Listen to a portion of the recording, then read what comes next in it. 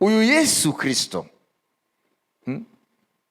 ibyivuka rye isi yabihinduye gusa umunsi mukuru nk'indi minsi mikuru, mu buryo bamwe ntibatinya kuvuga ngo Noheri ngo ni y'abana, ngo ni umunsi mukuru w'abana. Ntabwo isi irakamenya impamvu Yesu Kristo yavutse, na niyo mpamvu imyaka 2000 irashize baracyamufata nk'uruhinja. Nashaka kubabwira mu mwanya muto yuko Yesu ntabwo akiri uruhinja. Yesu yavutse nkuko abantu baza muri isi, uretse gusa ko hari gitangaza ko nta mugabo n'umugore byavuye mu bushake bwabo, kuko Maria ntabwo yigeze aryamana na Yosefu kugira ngo atwarinda ya Yesu. Ni ukuvuga ngo Yesu yavutse nk'uruhinja ariko mu buryo bw'umwihariko. Ivuka rye ryari mu nzira y'igitangaza, kuko ntabwo habaye ubushake bw'umugabo n'umugore, ariko Yesu yaravutse aba uruhinja muri iyo nzira ya miracle. Umwuka wera niwe watwikiriye Maria ari umwari, hanyuma asama inda y'umwuka wera, na niyo mpamvu amajene yari muri Yesu ntabwo ari amajene ya Adamu, n'amajene yera y'Imana rurema. Reka rero twinjire rero mu ijambo rijyanye n'uyu munsi. Narababwiye kuva kera twebwe ntabwo twizihiza umunsi, tuzihiza icyo uwo munsi bawitirira, sibyo? Kuko ukwiye gushyira mu mutwe wawe yuko le 25 décembre itariki 25 mu kwezi kwa 12 ntabwo ariho Yesu yavukiye, n'abaroma bazanye iyo tariki. Mwabyumvise? Rero umunsi ntabwo ariyo important, kuko ntabwo yavutse le 25. Oya, tumaze kubisetinga ibyo, ahubwo twebwe turanezerwa ko Imana yakoze kabone naho itabikoze kuri uwo munsi. Reka rero twihangane dusome ibice bibiri bya Luka. Nabwiye ni umunsi ndaza kuba aussi bref que possible, sibyo? Kugira ngo mugende akiri kare. Twihangane dusome kuva mu murongo wa mbere tuze ku murongo wa 38, twumve neza conditions circonstances Yesu yavukiyemo. Nuko muri iyo minsi itegeko riva kwa Kayisari Augusto ngo abo mu bihugu bye bose bandikwe. Uko niko kwandikwa kwa mbere kwabayeho kuri niyo ategeka Isiriya. Bose bajya kwiyandikisha, umuntu wese ajya mu mudugudu w'iwabo. Yosefu nawe ava i Galilaya mu mudugudu w'i Nazareti ajya i Yudaya mu mudugudu wa Dawidi witwa i Betelehemu, kuko yari mu nzu ya Dawidi no mu muryango we. Ajya kwiyandikishanya na Mariya uwo yasabye wari utwite. Bakiriyo igihe cye cyo kubyara kirasohora, abyara umuhungu w'imfura, amworosa imyenda y'impinja, amuryamisha mu muvure w'inka, kuko bari babuze umwanya mu icumbi.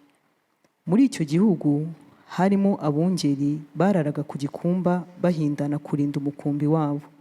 Nuko marayika w'umwami Imana abahagarara iruhande, ubwiza bw'umwami burabagirana bubagota impande zose, bagira ubwoba bwinshi.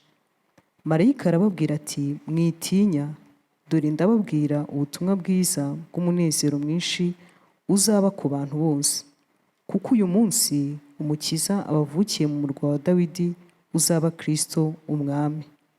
Iki nicyo kiri bubabere ikimenyetso, nuko muri busanga umwana w'uruhinja yoroshwe imyenda y'impinja, aryamishijwe mu muvure w'inka. Muri ako kanya haboneka ingabo zo mu ijuru nyinshi ziri kumwe na marayika uwo, zisingiza Imana ziti, mu ijuru icyubahiro kibi cy'Imana, no munsi amahoro abemo uwo yishimira. Abamarayika bamaze gusubira mu ijuru, abungeri baravugana bati, nimuze tujye i Betelehemu turebe ibyabayeyo, iby'umwami Imana itumenyesheje. Bagenda bihuta, basanga Mariya na Yosefu n'umwana w'uruhinja aryamishijwe mu muvure w'inka. Babibonye babatekerereza iby'uwo mwana nk'uko babibwiwe. Ababumvise bose batangazwa n'ibyo abungeri bababwiye, ariko Mariya abika ayo magambo yose mu mutima we, akajya ayatekereza. Maze abungeri basubirayo bahimbaza bashima Imana ku byo bumvise byose no ku byo babonye nk'uko babibwiwe. amen. amen. Turaza gukomeza kanguneti mpuno nawe ube urafata kuka sibyo sinzi kufite amazi hariya bayaguhaye bibagiye kuyaguha. Umviriza iki kiciro cya mbere kiratubwira circonstance Yesu yavukiyemo. Amen.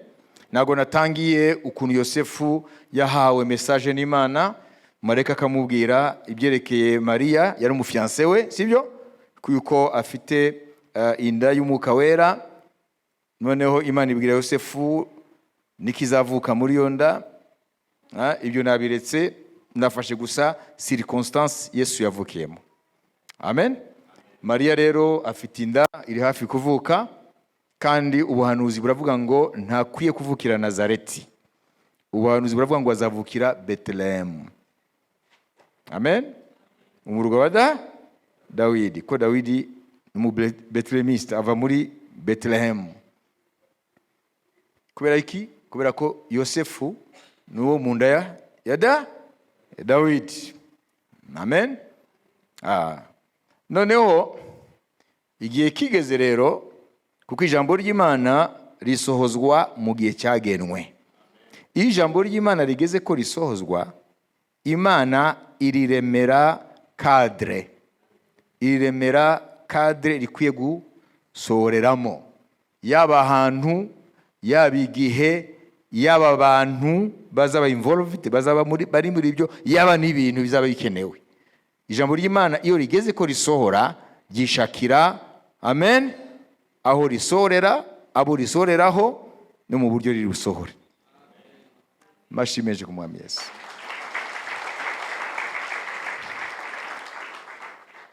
Yaba Mika, amen, yaba ba Yesaya bagiye bavuga kuvuka by'umucunguzi. Mika avuga aho azavukira Bethlehem. Amen. Kandi Bethlehem ntabwo yafashwe par hasard. Bethlehem ntabwo yafuye, Imana yafuye kuyitamo. Nuko umukiza Mesiya, Kristo mu Kigiriki, Mesiya mu Giheburayo, amen, wasizwe amavuta ngo acungure isi, yategezwa kuvukira Bethlehem kuko yatezwa kuva mu nda ya Dawidi. None niki kizatuma avukira Bethlehem? Imana ikwiye gukreya, ikwiye kurima ikintu gituma igihe cyo kuvuka Maria na Yosefu bisange Bethlehem. Byagenze gute? Imana mu buryo bwayo ishira muri Kaisari Auguste, César Auguste, ariwe yari umwami wa Roma icyo gihe, ategeka ko ku isi yose y'icyo gihe yari munsi y'ubutware bw'Abaroma, yuko abantu bose bajya kwivuko kugira ngo bajye kwibarurisha. We yarategetse ntiyamenya yuko ari arakoreshwa kugira ngo Maria na Yosefu bave i Nazareti. Yesu ntavuke i Nazareti kuko Bibiliya iravuga ngo azavukira Bethlehem akurire Nazareti kugira ngo azitwe umunyanazareti. Niyo mpamvu abadayimoni baravuga ngo Yesu w'i Nazareti duhuriye he nawe?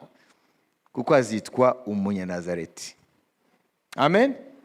Aza umunaziri kandi azakurira i Nazareti. Barateka rero, Kaisari Auguste arategeka, iteko rye rirubahirizwa, rifata rero ni Buyuda, rifata na Isirayeli kuko nayo yari munsi y'ubutware bwa Roma.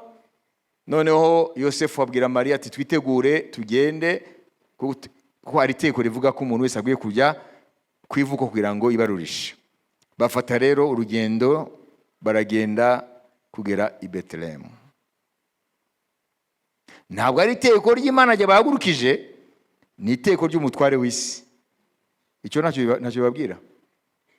Niyo ngo Imana ishatse gukora ikintu nta numwe ashobora kuresista kushaka gukora. Imana yategetse Kayizari mu buryo bwayo kugira ngo abantu bose bajye ku isoko kubera gusa umuntu umwe, Yesu Kristo. None baragenda bageze i Betelehemu ngo basanga mu mahoteli nta mwanya uhari, burabiriraho mu macumbi yishuwe amafaranga nta mwanya uhari. Noneho ngo isaha yo kuvuka igeze, aho hafi aho mu gashamba hariho ikiraro cy'inka, hari umuvure. Amen. Noneho Mariya niho yabyariye Yesu. Amen. Ni muri izo circonstance rero baratubwira ngo ahantu atari kure yaho hari abungeri baragira gute, baragira imikumbi yabo. Amen. Umva rero dore ku murongo w'8 gusa tugeze ku murongo wa 14. Muri icyo gihugu harimo abungeri bararaga ku gikumba bahindana kurinda umukumbi wabo. Nuko marayika w'umwami Imana abahagarara iruhande, ubwiza bw'umwami burabagirana bubagota impande zose, bagira ubwoba bwinshi. Marayika arababwira ati, mwitinya, dore ndababwira ubutumwa bwiza bw'umunezero mwinshi uzaba ku bantu bose. Ubwiraho neti mukundwa, ese umunya turafite umunezero mwinshi. Marayika aravuze ngo bazaniye ubutumwa buzababera abantu bose umunezero mwinshi. Ese niko bimeze? Cyane cyane muri isi ya none turimo, umwaka wa 2023 wenda kurangira, nuriya wa 2024 wenda kuza. Niko bimeze? Ese mu isi hari umunezero? No mu nzu y'Imana ni umunezero ucagase kuri bamwe, abandi ntibanawuzi namba. Ibi rero murumva uvuga ngo ubushake bw'Imana ntabwo buzuye mu bantu, kuko inkuru nziza ya Yesu Kristo yari inkuru yo kuzana ibyishimo. Amen. Ariko kubera ko tubaswe n'ibyisi, nubwo tuba twitwa ko twakiriye iyo nkuru, ariko kenshi ntabwo ariyo itubera isoko y'umunezero. Tunezerwa nuko twaguze imodoka, projet zacu zanyuzemo wa mugani wanyu, ibi nibi. Ariko abantu banezerwa bavoma umunezero wabo mu butumwa bwiza bwa Yesu Kristo ni mbarwa. Mwabyumvise? Mvuge muti twikomereze. 11. Kuko uyu munsi umukiza ubavukiye mu murwa wa Dawidi uzaba Kristo umwami. Iki nicyo kibubabera ikimenyetso, nuko muri busange umwana w'uruhinja yoroshwe imyenda y'impinja, aryamishijwe mu muvure w'inka. Muri ako kanya haboneka ingabo zo mu ijuru nyinshi ziri kumwe na marayika uwo, zisingiza Imana ziti, mu ijuru icyubahiro kibi cy'Imana, no mu isi amahoro abe mu bo yishimira. Amen. Amen. Ese niko bimeze? Icyambere cyo niko bimeze, ngo icyubahiro kibi icy'Imana hehe mu ijuru rimeze gute? Dans les lieux très hauts, mu ijuru risuma amajuru yose, icyubahiro kibi cyo ku Mana. Hanyuma mu isi bigende gute? Abe kuri bande? None abo yishimiye bafite amahoro? Abo yishimiye ni bande? Tubanje kumva umunezero, sibyo? Twasanze kenshi ntawe uhari. Tumaze kumva amahoro mu bantu yishimiye, kenshi ntayahari. Uyu mwanya iri joro cyangwa amasaha y'ijoro yahariya muri Aziya yo hagati, muri Moyen-Orient, ari Israel barizwa Middle East, bizije Noheri i Betelehemu itandukanye n'izindi Noheri bahoraga biziza, kubera ko kiriya gice kiri mu ntambara. Banyuze Noheri y'ubu, amen, ari aho itwa ko Yesu yavukiye hari kiliziya y'abakatolika yitwa l'église de la nativité.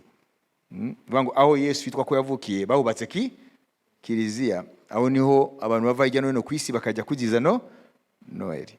Ico giciro cya Bethlehem, amen, haleluya, kiri mu ruhande rw'abanyapalestina, kuko natwe kujya Bethlehem twarinze gusabirwa uruhusha, ko tuba tuvuye mu gice cya Israel tugiye mu gice cy'abanyapalestina.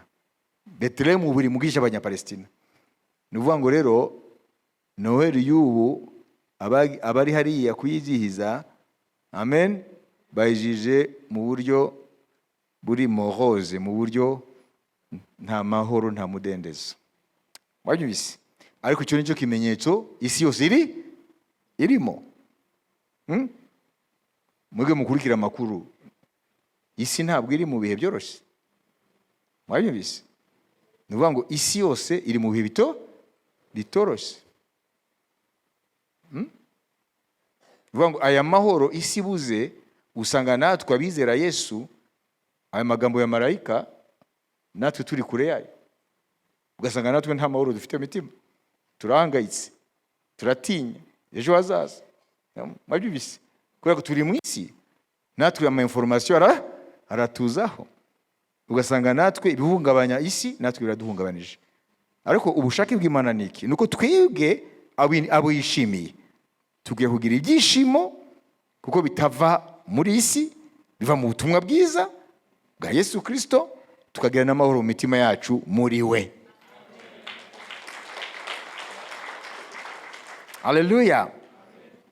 Nguyo tuhaye Imana icyubahiro, Imana isumba byose, iri mu ijuru isumba amajuru yose, ingaruka na amahoro yayo aza kuri twe. Amen. Haleluya. Tukwiye kuririmba. Gloire à Dieu, gloire à Dieu, que ce chant retentisse en tout lieu. Gloire à Dieu, et gloire à Dieu, que ce chant retentisse en tout lieu. Que ce chant retentisse en... Ni marayika waririmbye, sibyo? Haleluya. Ese muri we haracyari gloire à Dieu? Haracyari praise the Lord? Haracyari Bwana sifiwe? Cyangwa nayo yarapfukiranywe n'ibibazo by'isi? Isi ifite power bene data nayo. Muvuga muti ni isi ifite power, ifite ubushobozi bwayo, ariko buri negative. Amen. Ntabwo ari ubushobozi bubaka n'ubusenya iby'umwimerere. Amen.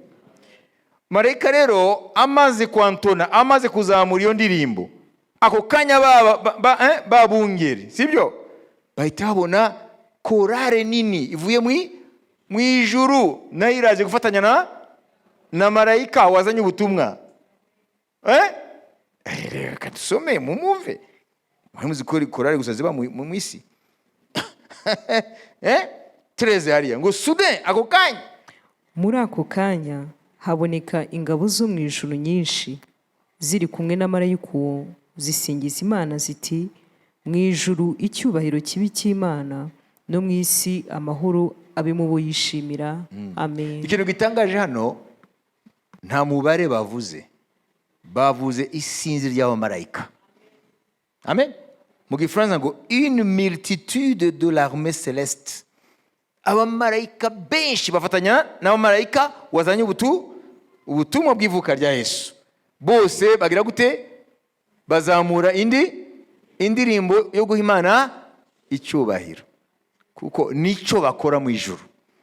Iyo rero natwe rero duhimbaje Imana, duha Imana icyubahiro, tuvuga tuti gloire à Dieu dans les lieux très hauts, cyubahiro kibi cy'Imana ahantu hirengeye mu ijuru suma amajuru yose, tuba turi en symbiose, tuba dufatanije n'ijuru. Imana ihabwe icyubahiro. Ariko iyo mu mitima yacu huzuyemo gusa imihangayiko yo mu isi, n'akanwa kacu nta gloire gisohoka, ntago Imana ishimwe, amen, iva imbere mu mutima, tukagusa akanwa kacu kavamo gusa bigambo nk'ibi byo mwisi, icyo gihe ntabwo tuba turi connecté n'ijuru. Amen. Mitima yacu akwiye kuzura gloire à Dieu. Imana ishimwe, Bwana sifiwe, haleluya, kuko nicyo cyaranze ingabo zo mu ijuru. Amen. Tumaze kumva ko baragiye basanga ibintu bimeze nk'uko marayika yabivuze, ko iriya kora y'amarayika amarayika batabarika, nabo marayika wazanye ubutumwa basuye aho bavuye baririmba. Haleluya. Kuko kuba marayika hawo n'umunezero cyane kw'Imana yibutse isi. Haleluya. Kw'Imana yakunze bari mu isi, abamarayika bo bazi ingaruka yabyo, niyo mpamvu baririmbye baha Imana icyubahiro. Haleluya. Amen. Kandi vuba tuzaririmbana nabo. Ikorari tuzayibona. Uwe na pesa usiwe na pesa, lazima uinue utukufu wa Mungu. Mwambie Bwana sifiwe. Imana ihabwe icyubahiro. Mujuru usuma amajuru yose. Nibiturike ko ufite iki cyangwa utagifite. Birakwiriye ko witoza guhimana icyubahiro. Haleluya. Haleluya. Mu gihe cy'ububyutse mu mateka y'itorero, ikintu cyarangaga ububyutse nuko abantu bose bumvaga ngo Bwana sifiwe, Mwami ahimbazwe, praise the Lord, gloire à Dieu. Haleluya. Buri ndimi zose z'abantu zikavuga ngo Imana ishimwe. Ese Imana ishimwe z'ubu uracyayumva cyane muri data? Muracyayumva cyane? Simvuga mu yisi, ndavuga ngo mu bitwa bafite Bibiliya. Muracyumva ngo Imana ishimwe. Muracyumva buri kanya? Natwe no mago yacu yo tugezeyo kada. Biratangira ibiganiro bisanzwe. Wagibize? Ariko Bwana sifiwe. Ukumva mu rugo uvuye muri dushe kumva avuyemo avuga ati Bwana sifiwe, Mwami ahimbazwe. Uri muri saro kumana avuga ati Uwiteka ni mwiza. Ahubwo umuntu ava muri dushe y'imyoza. Yagera muri saro nagasanga abo yasize imyoza. Wandugu yangu, turajya he koko?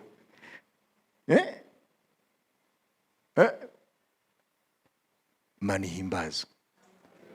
Byarabaye ingume ngo mu gihe cy'umutambyi mukuru Eli. Amen. Samuel Imana imaze kumuzana ngo ajye mu nzu y'Imana Shilo, biravuga ngo yasanze ngo ijambo ry'Imana ryarabaye ingume. None uyu munsi rero Bwana sifiwe, Imana ishimwe y'ukuri iri authentique yabaye ingume. Abantu bari overloaded n'ibibazo. Abize overwhelming n'ibibazo. Abantu baratwikiriwe, bari overwhelmed n'ibibazo. Nta kindi kizakukuraho icyo gitwikiro, icyo kiringiti cy'ibibazo no kwitotomba no kwiganyira n'ikibazo. Nta kindi kizagukuraho icyo kiringiti muvandimwe, nuko ufatanya n'abamarayika, utangire kwiga kuvuga ngo Imana ihimbazwe kubwa Yesu Kristo. Haleluya. Amen. Kuko amafaranga n'ibiki byose ntabwo bizana umunezero mu mutima. Tufate rero etape yindi, sibyo? Mu gihe turagira ku musozo. 21 neti mukunda utuyobore kandi. Nuko iminsi 8 ishize arakebwa bamwita Yesu.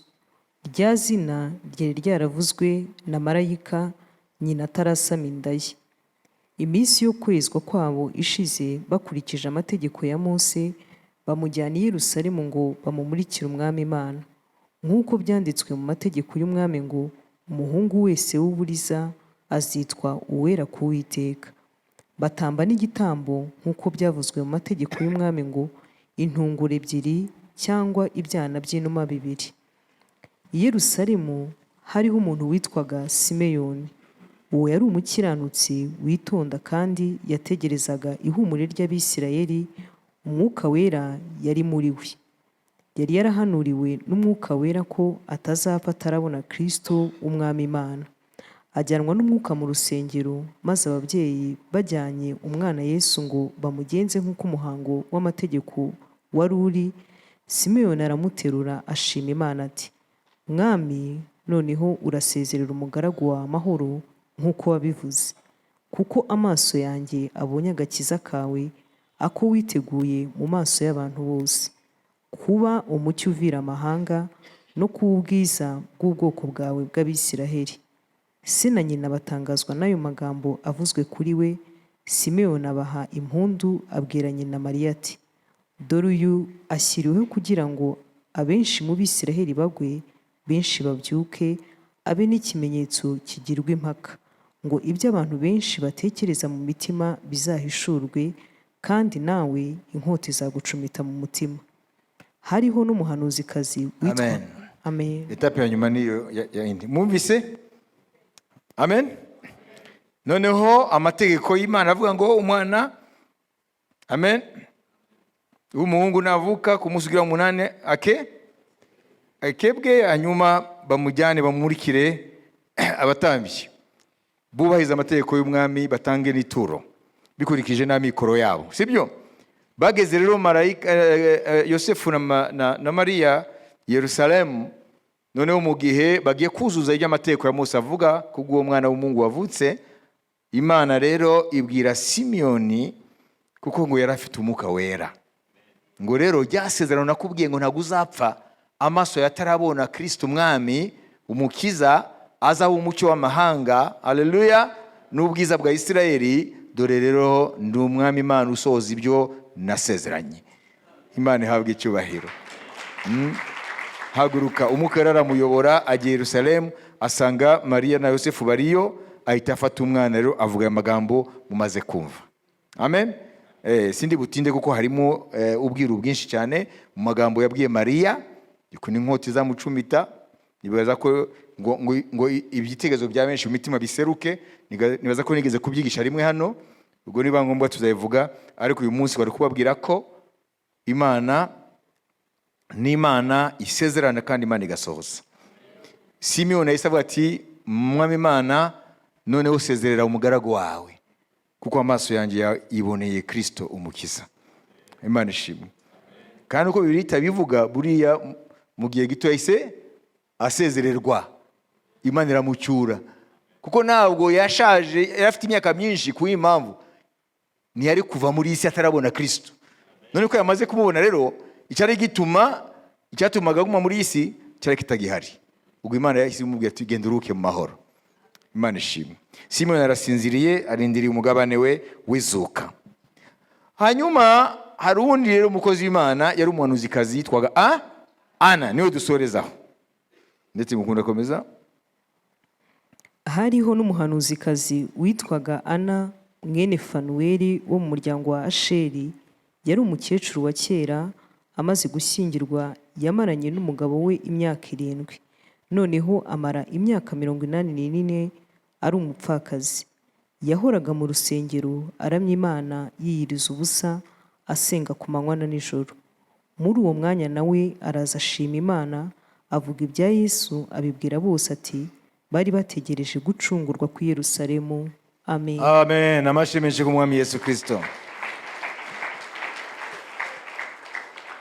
Turabona ko hari umupfakazi nawe witwaga Ana, yari n'umuhanuzikazi, yari n'umwinginzi. Amen. Yari umunyamasengesho, yasengeraga umugambi w'Imana. Nawe igihe kigeze umwuka wera aramuhagurutsa, nkuko yagurije Simeyoni, nawe aragenda yerekeza i Yerusalemu, asanga Yesu Kristo. Amen. Simeyoni aramufite, amaze kumuvuga aya magambo, nawe ngo ahita nawe ashima Imana. Amen. Ku Imana isoje umugambi wayo. None bavandimwe rero mwumve indunduro y'aya magambo y'uno munsi. Uyu Yesu Kristo,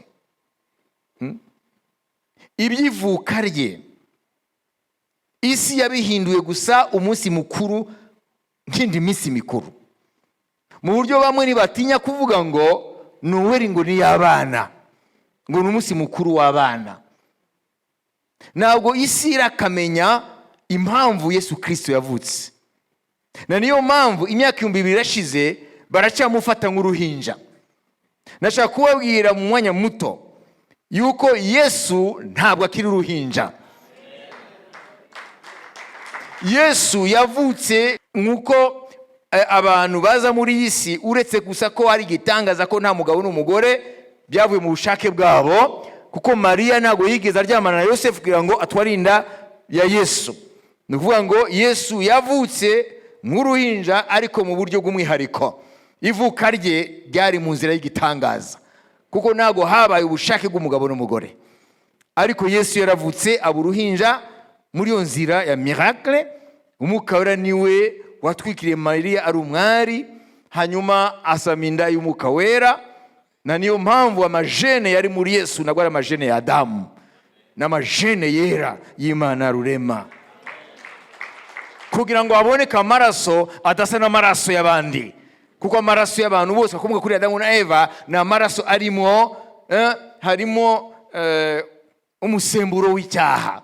Ariko amaraso yarakwiye gucungura abantu, yarakwiye kuba ari amaraso ari special, ari amaraso yera, amaraso atarimo amajene, atarimo ADN ihumanye, amaraso arimo ADN y'Imana nzima.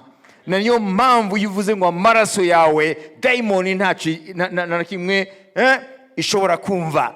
Nuvuga amaraso ya kanaka ntago daimoni ishobora kumva. Nubwo bavuga amaraso y'integuza ya Yesu Yohana Umubatiza, daimoni iguma yicecekeye. Nubwo bavuga amaraso ya Mose, kada amaraso yonyine ya Yesu Kristo niyo ahindisha imishitsi isi y'umwijima, niyo ahindisha umushitsi abadaimoni. Haleluya. Kuko amaraso y'abantu bose banyuze muri iyi si ni amaraso bakomoza kuri Adamu na Eva. Kandi murazi ibyababayeho muri Edeni, baraguye batakaza ubwiza bw'Imana. Ariko amaraso ya Yesu Kristo, umwana w'Imana nzima, ngo azitwa umwana w'isumba byose, ni amaraso yera. Na niyo mpamvu yanesheje umwanzi wacu, umwanzi w'Imana ari we Satani. Na niyo aduha kunesha ya nzoka ya kera ari we Satani, le dragon. Haleluya. Umuyobya amahanga, imbaraga zo kumunesha tuziva mu maraso yera ya Yesu Kristo. Haleluya. Haleluya. Rero mu kurangiza nshaka kubabwira ngo ntabwo isi izongera kumubona aje nk'uruhinja, ahubwo turamwiteze nk'umwami w'icubahiro, nk'umwami w'imbaraga. Haleluya. Ntabwo aje kuvuka kandi ndetse ntabwo aje nk'umuhanuzi, ahubwo araje, haleluya, nk'umwami w'abami, nk'umutware w'abatware. Haleluya. Kugira ngo amavi yose apfukame n'indimi zose zature ko Yesu Kristo ari Uwiteka, bihesha Imana icubahiro. Haleluya. Uko niko isi izamubona. Ntabwo izamubona nk'aho rwinja rwavukiye i Betelehemu, ntabwo izamubona nk'aho umugabo wamanitse ku giti, ahubwo isi izamubona nk'umwami aje mu bwiza bwe, aje mu butware buhambaye, aje gupfukamisha buri kintu cyose, uhereye ku mutware w'isi ari we Satani. Uko niko isi izamubona mu gihe kizaza. Haleluya. Niyo mpamvu bivuga ngo amoko yose mu isi ngo azaborogeshwa no kumubona. Niko Yesu yavuze ubwe muri Matayo 24. Haleluya. Kubera ko amoko yose mu isi azaboroga, kuko bazamubona uko batamwitegaga. Haleluya. Azaza in glory, azaza mu bwiza, azaza mu cubahiro. Ariko rero ikindi rero gihambaye niki, twebwe ntago tumwiteze muri ubwo buryo. Uko niko isi izamubona, ariko twebwe araje. Haleluya. Nkuko umukwe ahura n'umugeni we,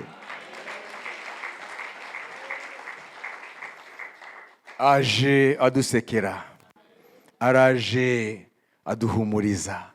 Haleluya. Nuriya nyina azaza isi ikahinda imishitsi, ariko kuri twebwe ntabwo tuzahinda imishitsi, kuko umwuka we ari muri twe, azaduhindura tugira ubwiza bwe. Haleluya. Tumuramye, tufatanye na yakora ya marayika yaje ivuga ngo icyubahiro kibe ku Mana isuma mu ijuru, isuma amajuru yose, amahoro abe mu isi abantu yishimira. Muvandimwe, nashaka kubaza wowe, inkuru ya Yesu Kristo uyagazemo gute? Icya kabiri, umwiteze nkande? Icya gatatu, bifitiye ingaruka mu buzima bwawe buri munsi? Amen. Haleluya. Ndarangije nakuye ibintu bibiri. isi mwiteze nkande? Isi ntabwo izi uko imwitegere kuko baracyayibaza ko ari uruhinja, sibyo? Ariko isi izamubona nkande? Izamubona nk'umwami w'abami, umutware w'abatware, kuko azaza mu bwiza no mu mbaraga nyinshi. Ngo ijisho ryose rizamubona, ngo n'abamucumise bazamubona, kandi ngo amahanga yose yo mu isi, amoko yose yo mu isi azaborogeshwa no kumubona. Bazajya kwihisha ariko nakizabahisha, kuko azabaje nk'Imana noneho. Amen. Ntabwo azaza muri cya gisuzuguriro biriya yabikoze ku bwacu, azaza mu kamero k'Imana. Imana ihabwa icyubahiro. Haleluya. Uko niko isi izamubona mu gihe kiri imbere. Ariko mbere yuko isi mubona, twe tuzabanza tumubone twe bwabe. Tuzaba tumubone mu kanya ko guhumbya. Amen. Atadukanga, ahubwo turi mu bwiza afite nawe. Niyo mpamvu tuzamureba uko ari, kuko natwe tuzamurebera mu bwiza bwe buhishwe muri twe kubw'Umwuka Wera yaduhaye. Imana ihabwa icyubahiro. Niba ndafite Umwuka Wera hano? Haleluya. Nimufite Umwuka Wera rero, uwo niwe azagushoboza. Amen. Kugira ngo uzamurebe uko ari, kuko ntabwo uzamurebera mu mubiri wa Adamu, uzamurebera mu mubiri w'izuka. Amen. Niyo mpamvu uzamureba amaso muyandi. Reka ndangize kuri ibi. Muribuka Yohana mu kigwa cya Patimo? Amukubise amaso yagize gute? Yamukubise amaso mu mubiri wa Adamu, agwa hasi ngo amera nk'upfuye. Wabibise? Ngo nawe ushobora kumureba ubu, Yesu wazutse, nawe ushobora kumureba ngo abeho. Niyo mpamvu twebwe tuzabanza duhindurwe. Imibiri yacu ipfa y'inyantege nke izabanza ihindurwe. Amen. Ibe imibiri misha yizuka y'ubwiza. Ndarangije. Uko tuzasa ni kurayishurwa. Ngo ariko nitumureba tuzasa nawe. Uko tuzasa ntabwo kurayishurwa. Bivuga ngo kuracyahishwe. Ariko nitumureba kuri wa munsi tuzasa nawe, na niyo mpamvu tuzamwitegereza tudahinda imishitsi nk'uko abisi bahinda imishitsi. Uyu mwana rero muvandimwe, ndashoje. Nimba, amen, haleluya, nimba uri overloaded, overwhelmed, no kuvuga uremerewe, wumva unaniwe, menya ikintu kimwe. Menya yuko ibikuvuna byose, ibikubuza kunezerwa inkuru nziza, ibikubuza kwishimira icyo Yesu yagukoreye, ni imbaraga ziremereye isi, ni imbaraga z'abadayimoni. Izo mbaraga rero nta kindi zikazi gukuraho, nuko utangira wowe umutima wawe kumenya uri muri wowe wari we. Utangira umuha icyubahiro, utangira ubyature, utangira ubiririmbe. Haleluya. Utangira ubyature, hanyuma icyo kintu kigutwikire kiza kuvaho, hanyuma utangire kwinjira mu mudendezo w'abana b'Imana. Imana ihabwa icyubahiro. Mbere yuko tubaho umugisha, nashaka uyu mwanya twese tuvuge aya magambo akurikira.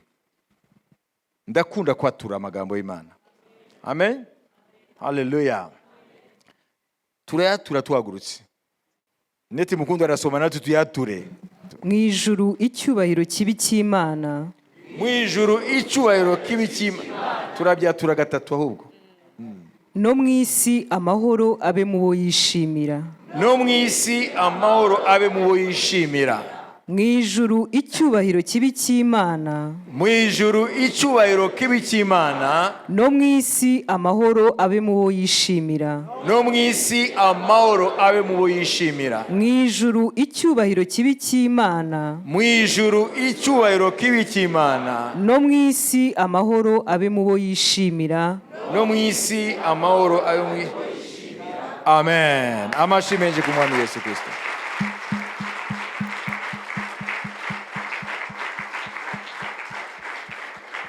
Haleluya.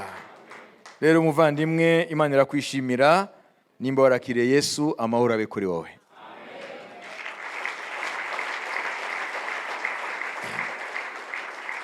kuko ijambo ni ry'ukuri. Amen. Ngo icyubahiro kibe icy'Imana mu ijuru risumba amajuru yose, hanyuma amahoro abe ku isi mu bantu yishimira. Nimba uri mu bantu yishimira rero, amahoro abe kuri wowe. Haleluya. Wumva ayo mahoro atemba mu mutima wawe, wumva mu mahoro atemba mu bwonko bwawe, wumva amahoro atemba mu muntu wawe w'imbere wese. Haleluya. Ibikuza amahoro byose umwanya bikuveho mu izina rya Yesu Kristo. Haleluya. Wowe mu mutima wawe ufite imbagarara, reka amahoro ya Yesu, nimba uri mu bantu yishimira, amahoro ya Yesu akuzure.